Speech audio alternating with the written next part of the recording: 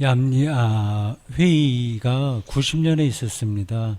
얌리아 회의, 예루살렘에서 왼쪽인가 오른쪽에 있는 작은 지역이에요. 얌리아요. 우리로 말하자면 뭐 대구시를 중심으로 한다면 그 예루살렘이라고 한다면 영천쯤 될까요? 작은 거기에 그 바리새인들이 중심으로 그 율법 부흥운동들이 전개되는데 90년에 회의가 열렸습니다. 그때 구약 성경 39권을 정경화했습니다. 캐노나이제이션이라고 하거든요. 그 전에는 성경 구약이 많았었죠. 여러 가지로 여러 가지 종류였습니다.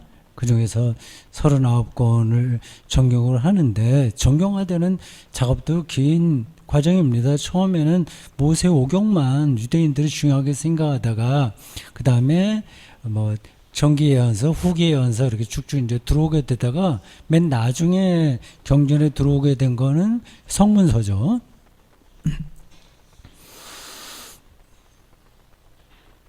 90년 그 얌리아 회의 때 결정된 39권을 초기 그리스도교가 나중에 그대로 받아들였어요.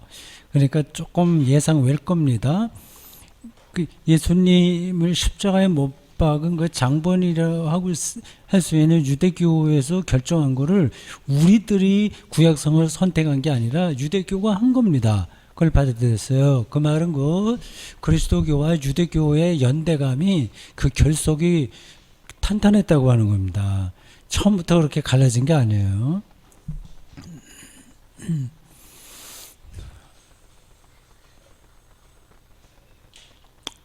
그 그리스도교와 유대교가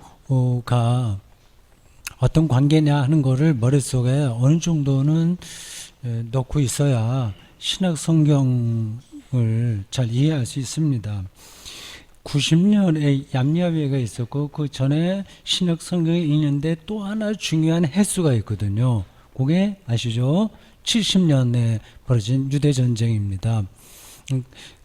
그걸로 인해서 예루살렘이 완전히 파괴됐고 더 이상 제사를 드리는 종교로서의 특징은 다 이제 없어지게 되고 바리새인들 중심으로 율법 종교로 점점 더 강화된 겁니다. 그러니까 유대교도 처음부터 그렇게 하나의 색깔은 아니에요. 다양합니다. 그리고 그리스도교도 처음에 유대교 안에 있었어요. 아시죠? 처음부터 그 유대교와 다른 길을 걷지 않았습니다.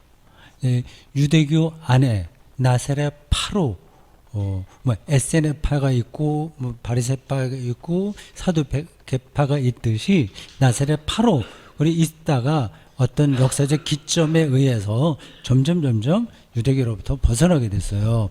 그 두 가지 역사적 기점이 바로 지금 말씀드린 대로 그겁니다. 70년에 있었던 유대전쟁, 90년에 얌리아회예요. 오늘 설교 시간에 그걸 잠깐 말씀드려서 보충한 겁니다. 그 인자라는 그 단어가 여러분들 참 이렇게 읽으시면 어떤 느낌이 듭니까? 제가 다른 때도 이야기한 거기 때문에 여러분들 들은 분들은 다시 한 번 더 반복한다고 생각하시고 저 안 들어보신 분들을 위해서 설명을 합니다. 인자는 한자거든요. 그리고 하나님의 아들, 사람의 아들이라는 겁니다. 인자. 그러니까 인자, 휘어스 투 안트로푸고 사람의 아들은 휘어스 투 데우거든요. 그를 번역할 때 한자로 똑같이 하든지 우리말로 하든지 통일을 시켜야 됐습니다. 근데 번역자들이 그런데 세심하게 잘 못한 것 같아요. 그러기도 하고 인자라고 하는 말을 하면 뭔가 있어 보인다고 생각하든지 그 아우라 같은 거 단어에도 그런 거 있지 않습니까? 그런 거를 강조하려고 해서 그런지 사람의 아들이라고 번역을 못했어요. 그러니까 처음에 인자라고 처음 번역해 놓으니까 그 다음 번역본들도 계속해서 그거를 사람의 아들로 번역을 못합니다. 첫 단추를 잘 꼈어야 되는데 그래서 그게 충돌합니다. 만약에 그 인자라고 하는 단어를 한자로 할 거였다면 하나님의 아들이라고 하는 것도 한자로 해야죠. 그럼 신자 이렇게 해야 되거든요. 그럼 또 이상하니까 요 하나님의 아들은 우리말로 그냥 번역하고 인자 이건 한자로 번역해서 읽는 사람들이 이 두 개념이 완전히 다른 걸로 이해합니다. 이거 똑같은 거예요. 그러니까 예수를 왜 한편에서는 사람의 아들이라고 부르고 다른 한편으로는 하나님의 아들로 부르느냐 이게 같은 의미인데요. 지금 제가 이 설교 복귀를 보통 때는 제 서재에서 컴퓨터 그 카메라 앞에서 하거든요. 그렇게 하는 게 더 집중이 잘 되네. 오늘 막 얼굴 보고 하니까 어떤 부분을 따라가는데 약간 지장이 있습니다. 그러니까 아예 눈 감고 하는 게 나을 것 같아요.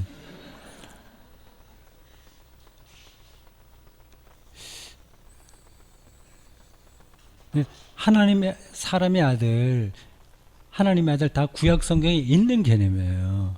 다. 예수가 누구냐는 게 그리스도교의 핵심 아니겠어요. 근데 앞에서 제가 그 성경도 구약 성경을 유대교가 결정한 걸 우리가 받아들였다고 말씀드리면서 유대교와 기독교가 굉장히 깊이 연관됐다고 그걸 이제 강조한 겁니다. 그러니까 예수 그리스도가 제자들의 특별한 경험이잖아요. 근데 그게 다 구약에 근거한 겁니다. 이게 인자, 사람의 아들이라고 하는 건 묵시문학적인 표현이고 하나님의 아들은 뭐 전통적인 의미에서 하나님의 특별한 일을 하는 사람들을 가리켜요. 그러니까 제자들과 초기 그리스도인들은 그 예수님을 구약이 말하는 바로 그자다, 메시아다, 그리스도다 그렇게 생각을 한 거죠. 이런 부분만 그 예수를 이해하는 데 중요한 게 아니라 많습니다. 예수가 누구냐 하는 것에 대한 생각이 그리스도인들마다 다 다르거든요. 예를 들자면 그 예수는 하나님의 아들이니까 자꾸만 신성을 생각합니다. 동정녀에서 태어나는 게 옳다. 어떻게 그렇게 사람이 태어날 수 있습니까? 아니거든요. 그건 예수에서 특별한 일을 경험한 사람들이 구약에 나온 개념을 근거로 해서 예수님을 이해하게 된 겁니다. 그 과정이 있어요. 그래서 예수님에 대한 타이틀, 칭호가 많습니다. 다윗의 자손, 이것도 칭호거든요. 지금 말한 인자, 하나님의 아들, 뭐 등등등 그 예수님에 대한 칭호만 하더라도 수십 가지 될 겁니다. 그걸 전문적으로 연구한 사람들도 있어요. 그 말은 뭐냐? 예수가 누군지에 대한 경험들이 다 다른 거예요. 각각의 자기가 놓였던 삶의 자리에 따라서 다른 겁니다. 그러니까 동정녀 문제 조금만 혹시 도움이 될까 해서 말씀드린다면 그 예수가 그리스도 혹은 메시아라는 사실을 그 헬라 신화라든지 그쪽에 영향을 받은 사람들에게 변증해야 될 필요에 따라서 그 동정녀 이야기가 들어오게 된 거죠. 헬라 사람들은 그 영웅들이 출생부터 특별하게 시작해야 된다고 생각했습니다. 그러니까 예수님의 그 특별한 거를 그 동정녀로 설명한 거죠.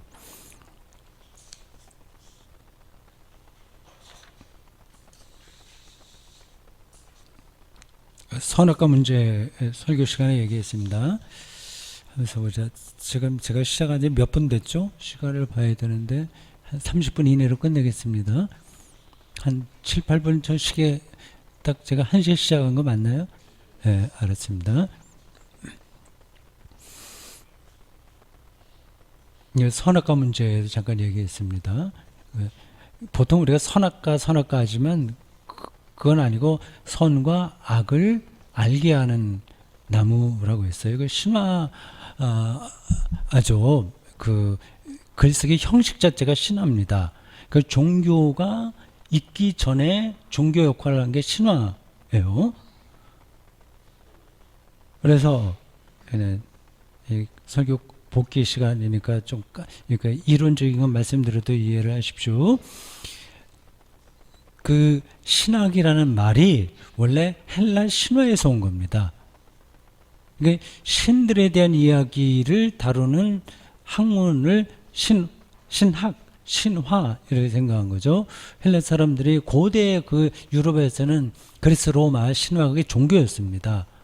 근데 과연 저 신화에서 얘기하는 제우스나 뭐 두루두루 이런 정말 많지 않습니까?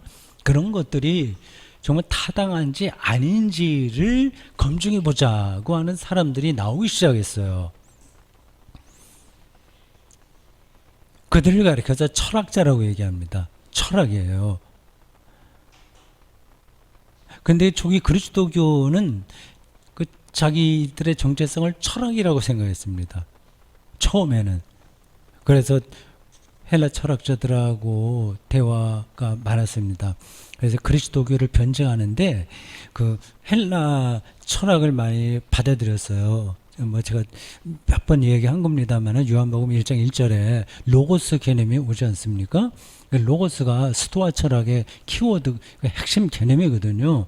그런 걸 통해서 헬라 철학으로 세계를 이해하는 사람들에게 예수 그리스도를 이제 전하려고 변증하려고 한 거죠. 그러다가 어느 시점에 이르러서 이제는 신화에 대한 이야기였던 신학을 철학자들이 그걸 검증하는 과정을 거쳤는데, 그래서 처음에는 철학과 가까이 지내다가 그 신학이라고 하는 그 정체성을 교회가 받아들이게 됐습니다. 그래서 근원적인 이야기를 자기들이 생각한다고 한 겁니다. 지금까지 한 얘기 별로 중요하지 않아요. 근데 정 목사 뭐를 얘기하려고 하는지는 그 느낌만 받으시면 됩니다. 기독교가 어느 순간에 예수께서 내 이제 새로운 종교를 시작할 거야, 아니면 제자들이 새로운 종교를 시작할 거야 해서 시작한 게 아닙니다. 아주 우연한 일들이 많이 연결돼서 이렇게 발생하게 된 겁니다. 그리고 초기 그리스도교도 예루살렘에 있었던 교회 전통과 그리고 헬라파 디아스포라들의 예수 경험과 그리고 아주 이방인들의 그리스도교가 다 달랐어요. 근데 그런데 인간이 이렇게 진화되어 오는 과정에서 그 뭐 호모 에렉투스 과정을 거치기도 하고 두루두루 쭉 거치는데, 이게 지질학적인 우연한 일들을 근거로 해서 여기까지 오게 된 거거든요. 오늘 우리가 살고 있는 세상 전체가 그렇습니다. 이게 아주 우연한 거예요. 꼭 이렇게 될 아주 필연성이 있었던 거 아닌데 이렇게 온 겁니다. 무슨 말이냐. 기독교가 그러한 과정을 거쳐서 역사에 자리를 잡은 겁니다. 우리는 이것을 하나님의 섭리라고 얘기하는 거죠. 그러니까 개인의 운명도 그렇고 교회 2000년 동안 역사도 그렇고 그것만 아니라 우주 전체도 그렇고요, 여러분. 그걸 자꾸만 어떤 틀 안에 넣고서 그 절대적이다 생각하시면 안 됩니다. 예. 근데 이런 게 그리스도교 신앙은 너무 거기 절대화돼서 하나님이 더 오묘한 방식으로 세계를 열어가는 것을 이제 놓치는 경우가 많습니다. 선악과 이야기 신화인데 그 선과 악을 알게 한다고 하는 거잖아요. 그러니까 뭐 설교에도 그런 얘기를 했을 겁니다. 선과 악을 분별할 수 있는 인식론적 능력에 대한 욕망, 이게 죄라고 하는 겁니다. 그럼 말이 좀 이상하죠. 우리가 공부하고 좀 뭘 알아야 되지. 그래야지 똑똑한 사람 되고 좀 우리가 잘못되는 길로 안 가고 바른 길 가지 않냐 생각합니다. 그것 자체를 부정하는 게 아니라 인간의 필요성을 넘어서려고 하는 그러한 강렬한 욕망, 이게 인간에게 있잖아요. 이게 이제 죄인 겁니다. 이게 좀 말이 좀 이상하게 전달되나요? 요즘 챗 GPT가 나와서 이제 아단이잖아요. 해보신 분 계세요? 들어가서? 저도 아직 못 해봤는데, 저도 한번 우리 그 둘째 딸한테 이거 어떻게 하는지 한번 말은 들었는데 실제로 못 해봤어요. 자기는 해봤다고 그러더라고요. 그걸 조금 더 배워봐야 되겠습니다. 그 안에 들어가서 뭘 물어보면 자기가 어떤 정보를 제공하는 게 아니라 자기가 생성한 대답을 준다고 하지 않습니까? 뭐 이것저것 이제 다 내려놓고, 그러니까 이렇게 하면 재밌을 것 같아요. 제가 설교를 다 작성한 다음에 토요일 저녁에 GPT한테 물어보는 거죠. 요한복음 몇 장 몇 절 요걸 근거로 해서 삶에 대해서 진지하게 생각하려고 하는 사람들을 대상으로 한 설교문 하나 작성해 줘. 그러면 낼 겁니다. 그거하고 내 설교문하고 비교해 보면 재밌을 것 같다는 생각이 들기도 하는데요. 제 GPT도 그런 욕망입니다. 뭐 궁극적인 것을 제가 알려고 하는 인간이 거기까지 왔거든요. 그 결국은 인간과 세계를 파멸시킬 수 있는 죄의 성격이 있는 건 아닐까요?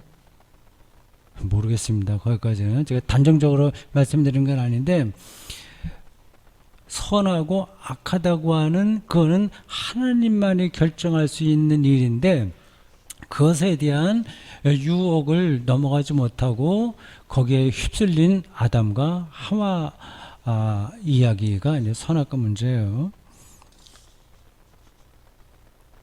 안식일 그 다음에 얘기했습니다. 성수주일 뭐 그런 얘기도 있잖아요. 그 안식일 전통의 구약 성경에 보면 두 가지입니다. 하나는 창조 전승이고, 전승. 이해하시겠죠? 성경은 모두가 다 전승에서 오는 겁니다. 전해져 내려온 이야기라는 거예요. 내려오다 보면 어떻게 돼요? 조금씩 변하죠. 더 이제 바르게 변할 수도 있고 잘못 변할 수도 있습니다. 그 잘못 변하는 거는 정경에서 제외되는 거고요. 신약 성경도 마찬가지입니다. 네, 그 전승이에요. 근데 이 안식일 전승은 두 가지예요. 창조 전승과 또 하나는 엑소더스 출애굽 전승입니다. 그러니까 이거를 생각한 이 성경 기자들의 생각을 우리가 알아야 되는 겁니다. 우리 시인들이 시를 쓰면 시 읽고서 기분 좋아 어떻다 그 정도에서 끝나는 게 아니라 시인이 그 당시 그걸 통해서 뭘 경험했는지를 알아야 시를 바르게 경험하는 거 아니겠습니까? 곽재구의 시를 제가 몇 번 인용했는데 17살 우리 엄마 수국에 입맞추네, 그런 식구가 있습니다. 시 제목은 제가 기억이 나잖아요. 그러니까 이 곽재구라고 하는 시인의 그 시적인 감수성, 상상력 안에 17살 자기 엄마가 수국꽃이 필 때 그 향기로우니까 거기에 향기를 맡고 있는 그게 상상을 하면서 뭐 등등 그런 시적인 이야기를 하거든요. 그 낱말 뜻을 해 우리가 모르는 게 어디 있겠습니까? 그 곽재구 시인이 그 식구를 통해서 어떤 경험을 했냐를 아는 게 중요하잖아요. 성경을 읽을 때도 그렇습니다. 그걸 기록한 사람의 그 영적인 마인드, 그를 붙들어야 돼요. 그러니까 이 창조 이야기, 엄청난 그 하나님의 창조주인 거를 기억하는 것, 그것만이 아니라 모든 이들이 다 하나님의 창조다라는 사실 속으로 들어가는 것, 이게 안식일 개념입니다.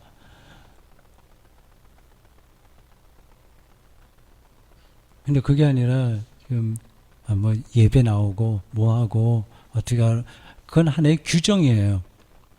규정. 근데 그 개념은 창조 사건. 그러니까 하나님이 창조했으니까 모든 사람들이 평등한 거죠. 그러니까 안식일에 회당에 나오든지 뭐 성당에 가든지 교회당에 오든지 그때는 뭐 교수와 학생 차별도 없어지고 거기 기업인이다 거기서 노동자 그런 차별도 없어지고 모두가 다 하나님의 피조물이 되었다는 사실에 영적인 포커스를 맞추는 겁니다. 그러니까 모두가 다 하나님을 경배하는 거죠.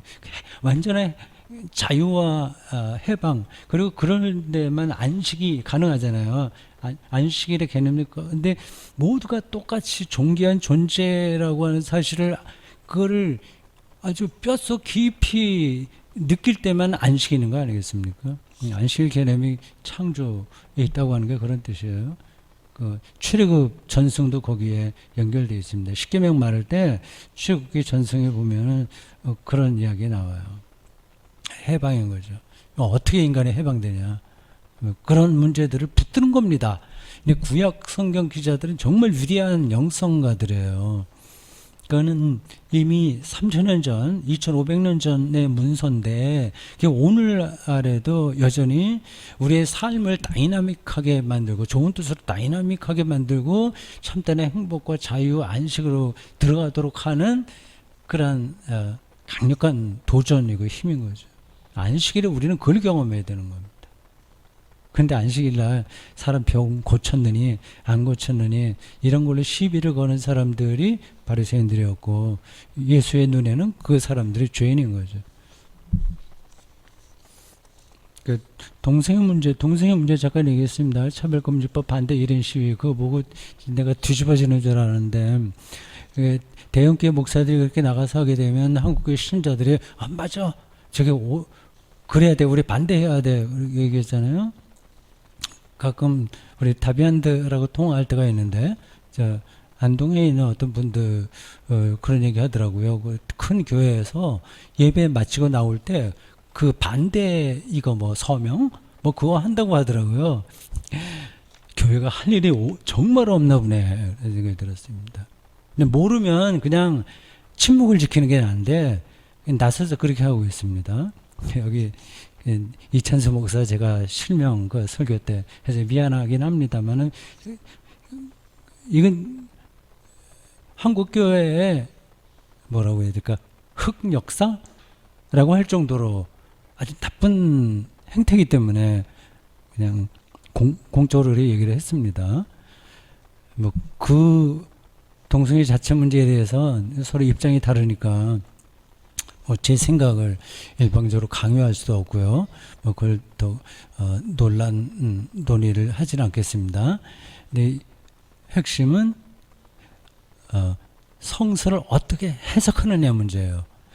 이 바울이 이 로마서 앞부분에서 그 동성애를 연상시키는 것에 죄를 이야기했는데, 근데 그 모든 문서는 그 삶의 자리가 있는 겁니다. 그리고 더 압축해서 제가 말씀드리면 그 당시에 동성애는 폭력적인 거였어요. 그러면 폭력적이지 않은 동성애도 있다는 말인가?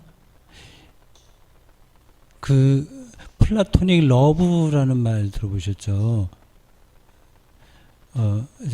이상적인 그런 사랑이라고 얘기했는데 그게 실제로 뭘 가리키냐 하면 동성애를 가리킵니다. 그러니까 아기 낳는 거 상관없이 정신적으로 일치가 되는 거를 그 헬라 시대 때는 높은 사랑으로 얘기를 했어요. 제가 그 옳다 그르다를 말씀드린 게 아닙니다. 그 당시에 어떤 생각을 했느냐를 말씀드린 거예요. 그 섹슈얼리티라고 하는 건 시대마다 또 달라지잖아요.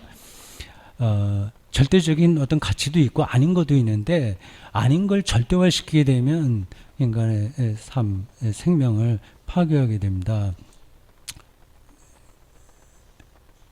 그러니까 바울이 그 문제를 거론한 이유는 그 당시 로마 시대 때에는 그 헬라 시대 때 있었던 플라토닉 러브가 아니라 아주 폭력적으로 으로 뭐 돈을 주고 산다거나 이런 방식으로 행해지는 것에 대한 비판이었고, 그리고 또 한 가지는 그 동성애만을 이야기한 것이 아니라 여러 가지 잘못된 그 행태들 여러 개 중에 하나로 이야기하는 겁니다.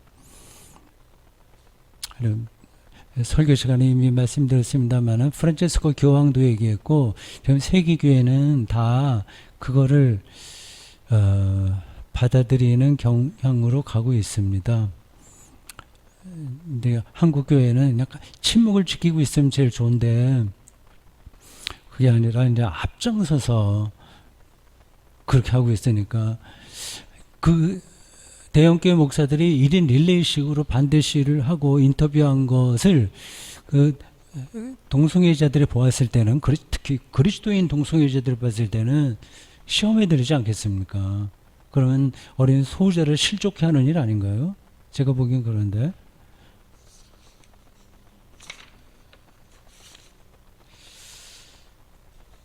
이제 거의 이제 끝내야 되겠네요.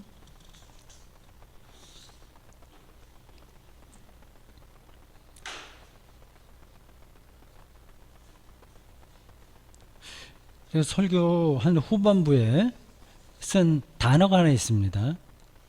궁극적인 현실성이라는 단어요. 설교 시간에 이런 개념적인 단어를 쓰는 거는 바람직하지 않긴 한데, 어떤 단어들이 우리의 의식을 고양시킬 때가 많이 있습니다. 그게 제가 이제 그런 경험을 여러 번 했기 때문에, 비록 이러한 단어들이 설교 시간에 하기에 마땅하지 않다고 하는 것을 알고 있으나, 그래도 준비가 된 어떤 사람들에게는 새로운 세계를 경험할 수 있는 어떤 순간, 그게 깨우침의 계기가 되기 때문에 용감하게 설교 시간에 말합니다. ultimate concern이라는 표현도 있고 ultimate reality라고 표현했어요. reality, 실제라고 하는 거거든요. 예. 근데 뭐가 과연 우리의 삶에서 리얼리티냐, 그런 것을 계속 질문해야 됩니다. 철학자들도 결국 붙들려고 하는 게 리얼리티예요. 다 지나가 버리잖아요, 모든 것들을. 뭐 저의 생긴 지 70살인데 다 지나갔잖아요, 모든 시간에. 우리 남집사님이 또 제가 대구산사아카데미 사이트에다 70세에 대해서 뭐 잠깐 썼더니 뭐 종심이다 뭐 이렇게 격려하시더라고요. 종심은 이제 마음에 순종한다는 거거든요. 그러니까 마음 내키는 대로 마음대로 살아도 다른 사람들에게 아무런 걸림돌이 되지 않는 단계라고 하는 거예요. 70살이. 그래서 이제 기대가 되긴 하는데, 뭐 그런 거는 완전히 뭐 공자처럼 굉장히 그 정신적인 내공이 특별한 사람들에게만 가능한데, 저한테 자꾸만 종심하지 마세요. 저는 늘 자꾸 흔들립니다. 여러 가지로. 다 지나가잖아요. 아무것도 남지 않죠. 기억만 좀 남는데, 기억도 시간이 지나면 이제 다 없어지는 겁니다. 그리고 200년 지나고 300년 지나면 기억도 없고, 자손들에게 기억 남는 것도, 이것도 뭐 큰 의미가 있는 게 아니에요. 뭐가 나의 리얼리티냐, 그걸 생각해야 되잖아요. 이제 그런 부분들을 한 번쯤 생각하시라, 그런 뜻으로 하나님 나라의 궁극적 현실성이라고 하는 그런 표현을 했습니다. 저에게는 이제 요것만 하고 마치겠습니다.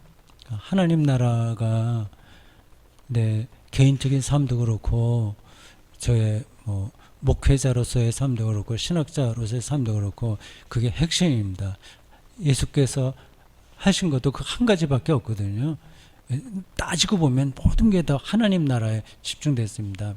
하나님의 통치, 하나님의 사랑, 하나님의 종말론적 생명, 이런 거를 내가 어떻게 경험하느냐, 그리고 그거를 리얼리티로 받아들이냐는 것이 저의 모든 것이라고 할 수 있습니다. 여러분도 물론 마찬가지인 거고요. 그래. 그렇다면 지금 당신이 이제 70살 된 당신이 그 리얼리티를 어떻게 생각하느냐? 우리 질문할 수 있어요. 제가 지금 대답하기가 쉽지 않긴 한데 그래도 한마디 대답하고 오늘 이야기는 일단 마치겠습니다.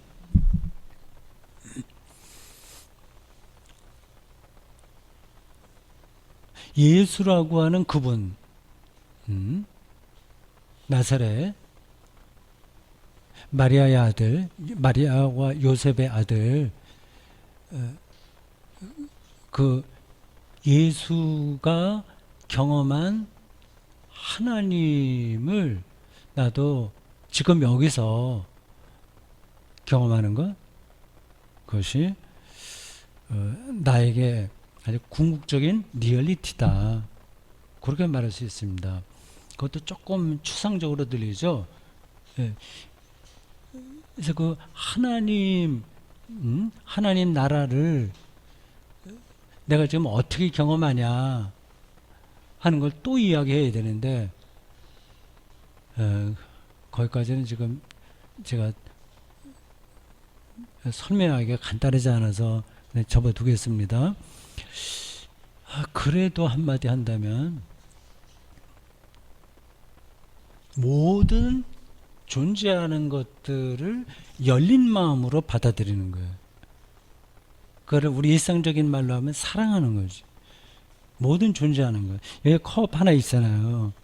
이것도 어마어마한 우주론적인 사건이잖아요.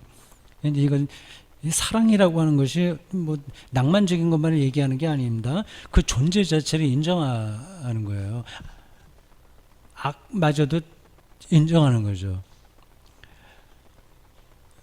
그래서 모든 존재하는 것들에 대해서 내 열린 마음으로 받아들이는 것이야말로 예수께서 가까이 왔다고 선포한 하나님 나라의 리얼리티다.